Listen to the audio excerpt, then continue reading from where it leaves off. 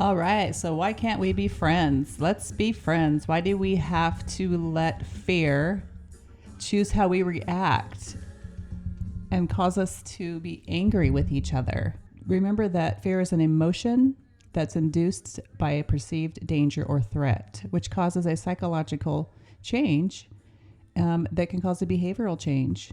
Some people right now are in fight or flight mode, and so they're acting out of protecting themselves. And most of us understand that.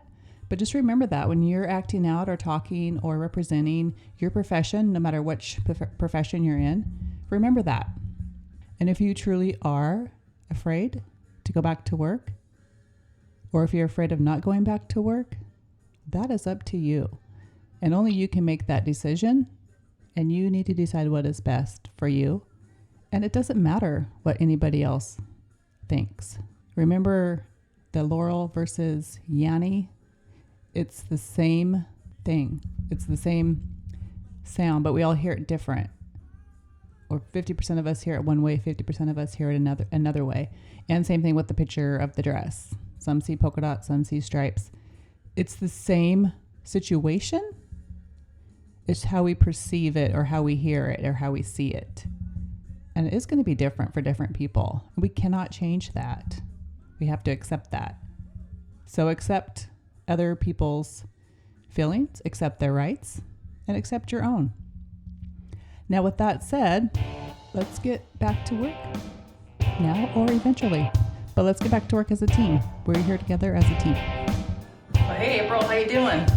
Good. Glad to get off my feet. It's been a busy schedule. Oh, so you're full force back to work now, huh? We are since last week. Okay. So you've been working this whole time doing emergency dentistry, and now you guys are open for business like usual? That's correct, because in the world of endodontics, if as soon as we get the patient out of pain, they're not considered emergency anymore, unless of course something else happens. But so our schedule is filled with not only emergencies, but patients that need to complete their treatment, and then I've been waiting for that. Okay, because sometimes you guys open up the tooth, right, to get out the infection or get them out of pain, and then do like a two parts now. Okay, right. And then then sometimes you do the filling, like composite filling or whatever, the occlusal filling, and sometimes you send them back to the general dentist, depending on the referral. Yep. So once they fill the canals back in, then we send them back to the general dentist.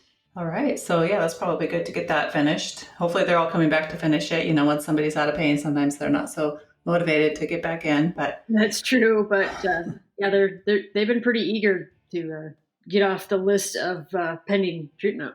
Right. So all those little fillings we wish we would have had done before this happened. Right. It's a good incentive for patients now to get those little things done now before they blow up, just in case something like this happens.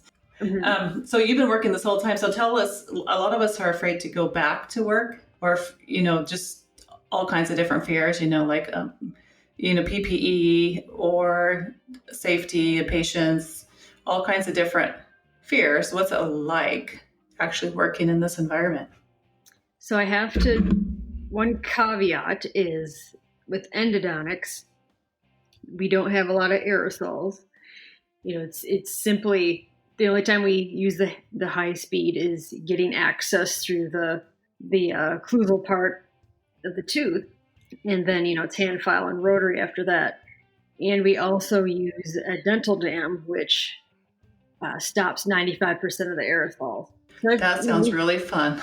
Yeah, so I felt pretty safe this whole time. The staff has as well, and sure we've pumped, amped up cleaning the surfaces and wearing masks and gloves when the patient comes in. Only have one patient in at a time. Fill out their health history out in their. It's going to sound funny, but out in their car if there's already a patient in the office. Right. But this whole time the staff and I have said we haven't felt fearful of it because we take a lot of precautions. Wearing the gowns. I think if you work for a good practice anyway, if you work for a good practice or a good dentist where you feel safe and taken care of for the most part, then you should feel safe going back. Nobody should be working for, someplace that you don't feel safe to begin with. Right. And So, right. Yeah. The employer and me have been working diligently getting more N95 masks. That local lab guy tech. He's been kind enough to make those frames for number 3 masks. Okay, cool. Yeah, I saw that he was fitting masks for people. That's great. Yeah, we'll have to get hold of him and maybe have him come and chat with us. I did meet him before. He's a great guy. So that's great. Oh, we spoke to him yesterday, and he's doing the framework for us. Oh, good. Yeah. So you had a birthday last week. Oh, yeah, we don't talk about birthdays, but yes. We don't talk about ages. We do talk about birthdays. We're happy to be alive and have birthdays, right? So what did you guys do for your birthday? Oh, wait, I'm going to crack my beer and toast for your birthday. Okay. Are you cracking one too? All right. Okay, go ahead. Tell me about your birthday. Well, I'd like to say I had a quarantine for my birthday. I didn't, we just ordered food, chilled at the brewery, and had a couple friends over, and tons and tons of sweets. So I'm done with sweets for a while. Oh my gosh, I know. It's like you go in phases where you just have a gob and then it's like, ugh. Yeah. Your body's like, give me a salad. Right. Or give me more sweets. And then it's like, okay, now give me a salad. Or some bacon. That stuff is addicting. Another year ahead. Great.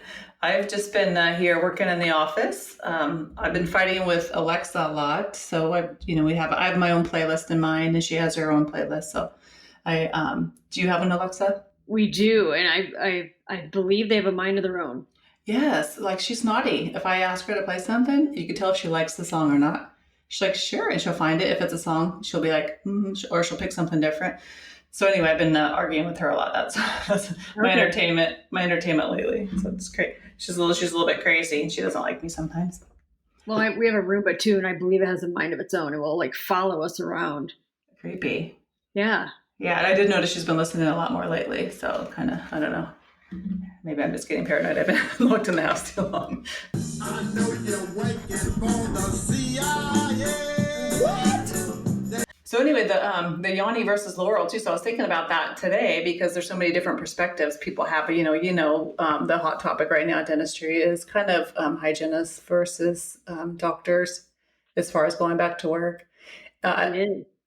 And probably assistants too. I maybe see a little bit of that and some front office fear. I know some of the local, even front office people and assistants, have been on the local news talking about being afraid to go back. Some doctors too are afraid to go back or being extra cautious, but then some of them are thinking that people are kind of being prima donnas, and it's just kind of all over the place right now. So hearing your perspective about being there and feeling safe is great. Oh yeah, I feel for the general dentists right now, because I see both sides as a business owner. And, in our own business as well, we have to make some changes, as far as seating, and people can't sit at the bar. We have to have tables at least 6 feet apart. And there's costing that occurred with that. And so I see it as a dental auxiliary and as a business owner. Exactly. And so some people, maybe if you're younger too, some of us that are more mature that have had businesses, we understand a little bit more, but thinking that the doctors are just being mean, or there's a big cost involved in not having as many customers or as many patients, or having none. Some people, absolutely none. I was reading that it's like $7 for each N95 masks. But that's quite a bit. And then disposable gowns, and then booties and hats, and then the HV and the air filtration systems. That the fear of all those additional costs, and then not seeing as many patients, and then like the admin team people up front. I'm reading about them and some friends and coworkers of mine that they're afraid of being exposed to and feel left out because people aren't really talking about the PPE for them, but they communicate with everybody and talk to everybody, touch money and credit cards, and then they're extra busy because they have to call all these patients at least once and reschedule them and collect money up front, or not collect money up front and then have a huge accounts receivable to collect later. It's a big change up in protocols and systems. Mm-hmm. I know we talked about in an earlier episode, dentistry needed a shake up. Right. And it wasn't didn't have this in particularly in mind. The way to do the shake-up, break Oh up yeah, was that the reverberating gut punch? Yes. Yes, definitely shake up like earthquake. Yeah, exactly. Yeah. It's like an earthquake. It's more like Mount St. Helens Right. blew up, which is the anniversary's coming up here. Yeah, hey, what a way to commemorate it. Right. And then hygienists, there's not enough PPE, so they're afraid of not having enough PPE and afraid of getting sick. And then there's too much PPE because we don't want to be hot and we're afraid of trying to breathe and work and have time for all the PPE. And then we're afraid of being fired for not wanting to come back to work, but then we're afraid of not having enough hours. We're afraid of not being able to use a Cavitron, but we're afraid to use a Cavitron. So hygienists are just kind of all over the place right now, mixed up and confused. So they're like pretty much afraid of everything. Well, I think there's always controversial when there's a controversial issue. You can tell it's later in the day for me. Yeah, it's my bedtime. Yeah, and I don't have one of my fancy words to pull out on you. Yeah, I can't even speak it. You did use the word controversial. No. Controversial. What does that mean? Yeah, right. Anytime people have different opinions, someone's not going to be happy. Yeah. So, what's the consensus with the assistants? Is it kind of the same? Yes. Yeah. There's assistants that have kids at home, don't want to leave them in the hands of someone else taking care of them, and they're homeschooling them, but at the same time they need the money, and so they don't want to leave them with the grandparents that are over 60 or whatever. They say you shouldn't, which I think that's young still, but so they really sometimes they can't leave them with somebody else, but then they can't be home with them. And so same with the hard things of being a working parent anyway, but now it's even tougher because there's no place to leave your kids at all. Yeah, the assistants are pretty very similar to the hygienist. They have that chart saying that hygienists are the most at risk for exposure, and assistants was like third or fourth on the list. Mm-hmm. Yeah, I think maybe it was just because of the Cavitron, because everybody's in there with the aerosols, and I think the assistants.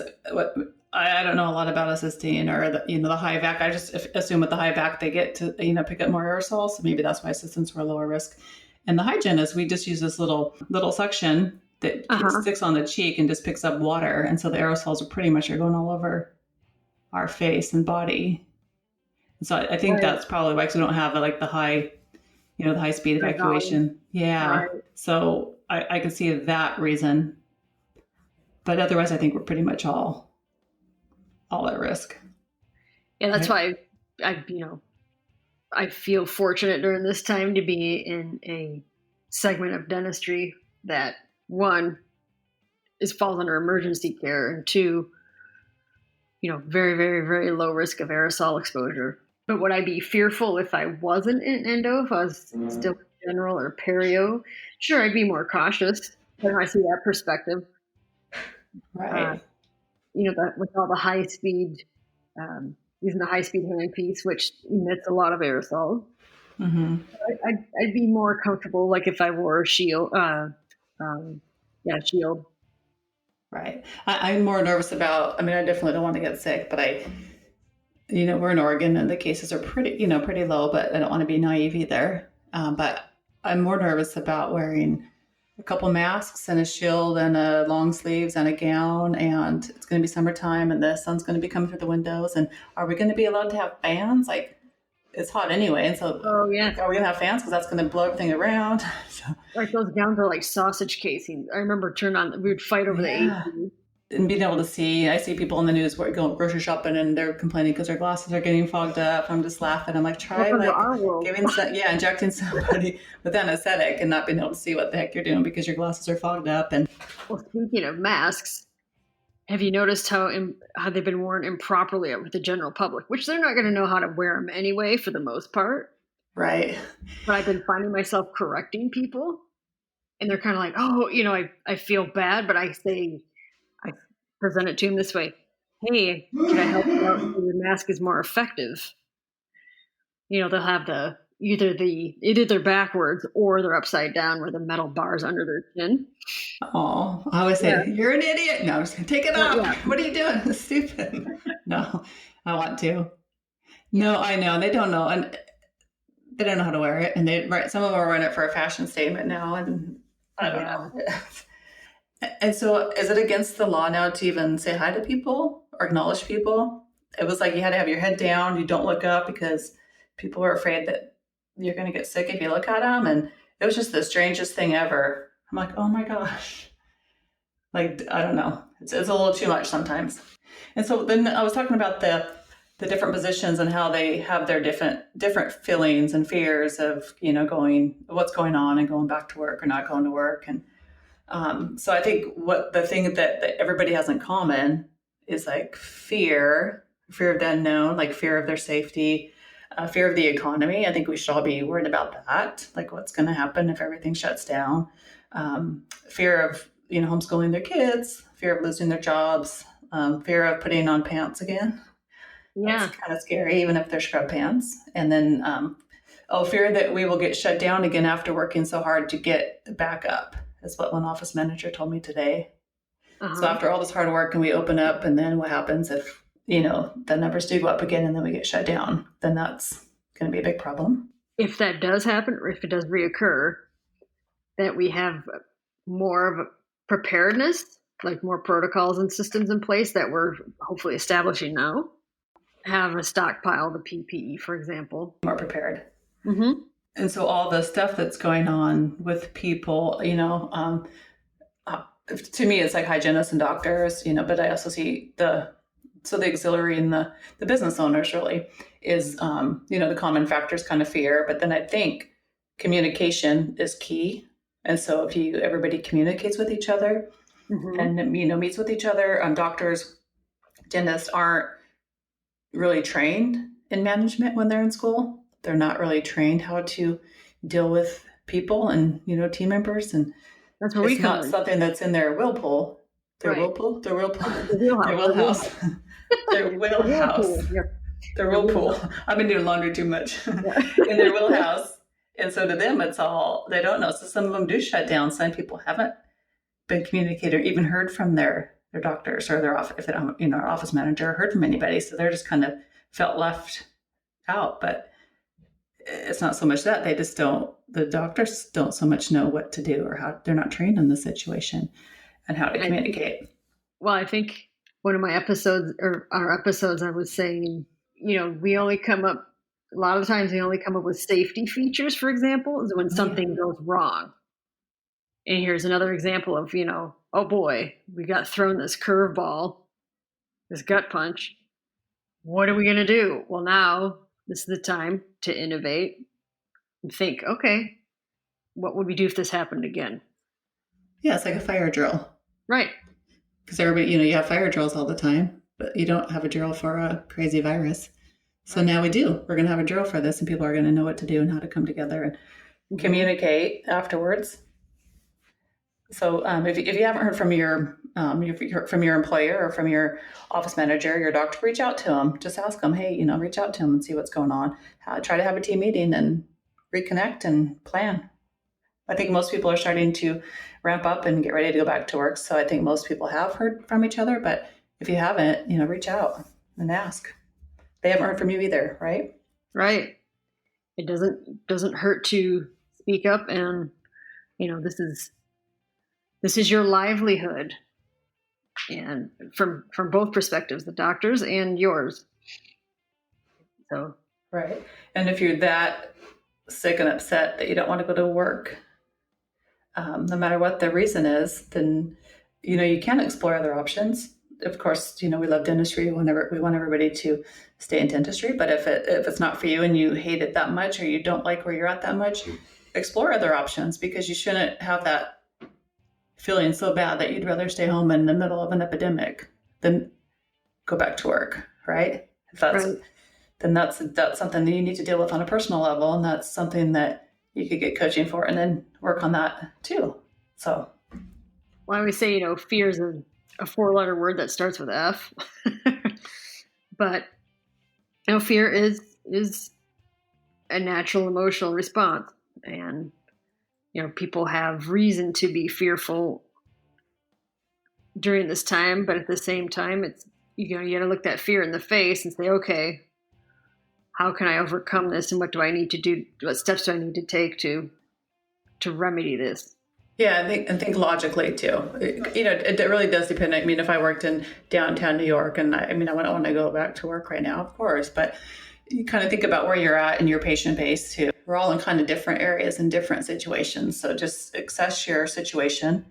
Remember, it's like going back to school, after being gone for a long time. I think we talked about that in episode 2, but going back to school, it's going to be scary. You've been off for a while. It's like having a summer break. It's like the first day of school. And so you're in a new routine. You're not used to going to work, getting back out there. And so you have to acclimate yourself and just do it. And then it's like riding a bike, and, pretty soon it's all going to feel normal. Right. And if you aren't protected, you don't feel protected, you don't feel safe, then talk to your doctor and, work it out. It affects everybody across the board. This is the dentist's business, unless of course, he's in a DSO, but. Right. So the only people that are winning here are dental insurance companies. They're collecting money, right? But are they paying it out? I don't mean to be anti-dental insurance, but I'm just saying. That's a good question.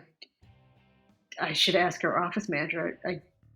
I always say, someone always wins with these things, when it's like during a pandemic or some sort of crisis, someone always wins, but. Right. And all these people aren't going to be able to get in to use their insurance benefits. Mm-hmm. The $1,000 that they have. So they're going to go to waste. Are we going to be extended a couple months after next year? Anyway, just after working in insurance for a long time, I get kind of bitter. Right. I know a lot of people are like 100% insurance worshipers, but I just have my own perspective. And yeah, you were office manager, so Yeah, and I just know it's been the same, and it's been a while since I've been an office manager, but I just know it's been the same payment since when? 1960? Yeah, I don't know. I mean, how is that possible? And then I see a lot of people like dentists talking about the low pay and how are they going to afford to even pay a hygienist because the insurance company only reimburses so much for Profi. It's like, yeah, let's fix that. Makes me mad. So that'll be another discussion. Yeah, that could be a whole new episode. Yeah, I know. Okay, this is off the record. There's so many doctors out there that worship them and sign up for every single one, and they work for the insurance company. And the insurance company dictates everything they do, and then they have a full-time employee to pay to chase down the insurance, and then it gets denied. It's ridiculous, and I don't even see how it's legal, and it pisses me off to even think about it. Not at all. And you're in a specialty office, so you don't have to worry about that so much because people call about their insurance company, and you guys are probably like, yeah, don't even worry about that. There's 5 codes we use. They might pitch in, we call it a coupon. They might pitch in $20 for you. Mm-hmm. But go ahead and keep paying them $1,200 a year. And it makes me mad. They're the winners. Yeah. Now they got me fired up. I know. I was like, I want HPV. Got my hot spot. What? No. We can talk about, For being honest. No, I love honesty. Because I haven't worked with insurance. It's all foreign to me. It just does. When things don't make sense to me, when it's not common sense, it doesn't make sense to me. Then I really have a hard time grasping it. Why does it make? Why are people? It doesn't make sense. Why are people using it? Why I don't see? Show me the sense. Show me why. Show me why. That goes back to complacency and comfort. Yeah. It change people's minds once they're in a. And you get hooked, and then they sign up out of school, and then they sign up for all these things, and then they're stuck. It's almost like signing up for a whole bunch of credit cards right out of college, and then you're stuck with them forever. It's kind of like you sign up for all these insurance companies, and then they're feeding you, and you're stuck with them, and you can't get out of it, and it's a vicious cycle.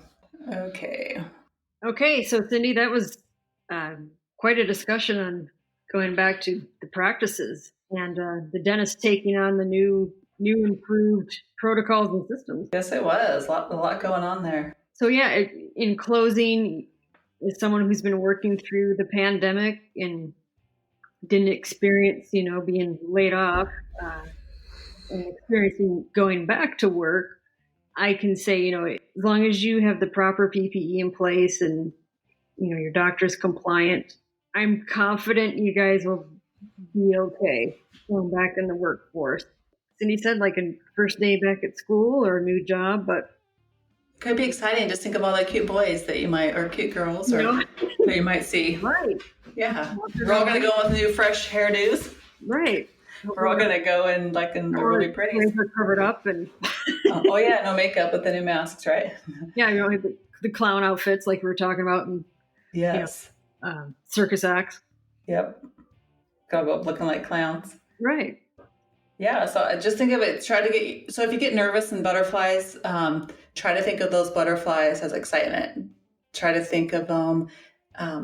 Don't think of it as fear and nervousness. Turn it into excitement. Trick yourself into thinking that you're excited to go to work now, because you might be. It's the same feeling. So be excited. Once you're back out there, it's gonna feel good, and you're gonna like it, and you're gonna like it. Damn it, you're gonna like it. Get back out there now. No, you're gonna like it, and it's gonna be enjoyable. And just remember why you got into dentistry in the first place, and think of that passion and why, and think of your patients, and think of the good stuff. And we get so complacent in our roles and being home, and being not. I love being home with my dog, and that's all going to take adjusting to again. But we could do it and do it slowly and work yourself up to it and get back out there, even if it's slowly. Try it for a day. It's going to be a whole new chapter for everyone, and new chapters can mean excitement and new opportunities and some perspectives for you. Yeah, who knows? You just might fall in love with the dentistry again. And don't forget that Cindy and I have a mentoring coaching program called Root You On. That's right. And it's our next session is going to be starting. So reach out to us on our Facebook page or email us. We would love to mentor you and help you out. When we say mentor, just so you guys know, this program is totally complimentary. We're here to help you.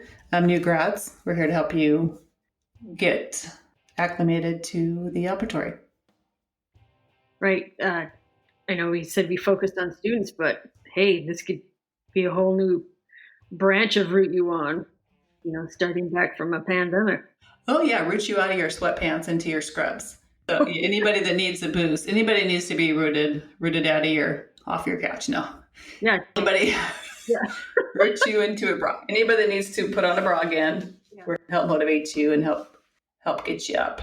Yep. So go to Root You On Facebook page as well as Dental Ailments. That's right. Just let us know you're interested, and we'll get you on that list. And we are here to root you on. All right. Well, thanks, Cindy, for putting up with me after a long day of work. Yeah, you are welcome. Thanks for putting up with me after a long day of work as well. All right. So we'll talk to everybody soon.